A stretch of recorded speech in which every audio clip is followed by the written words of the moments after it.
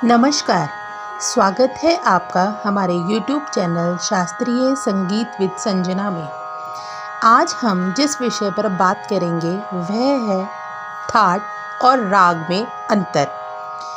That और राग की परिभाषा आप डिस्क्रिप्शन में दिए गए लिंक से जान सकते हैं। आइए आज ये जानें कि इन दोनों में अंतर क्या है। थाट की उत्पत्ति सप्तक के शुद्ध तथा विकृत 12 स्वरों से होती है, जबकि राग थाट से उत्पन्न होते हैं।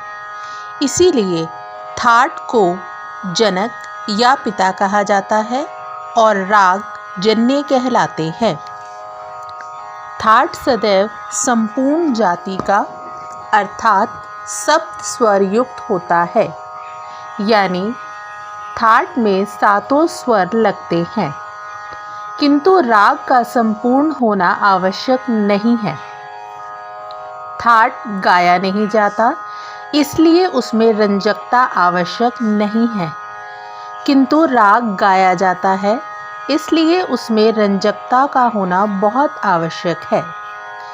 थाट में आरोह अवरोह दोनों का होना जरूरी नहीं है, किंतु राग में दोनों आवश्यक हैं, क्योंकि थाट का आरोह अवरोह हमेशा एक समान होता है, किंतु राग में ऐसा संभव नहीं है।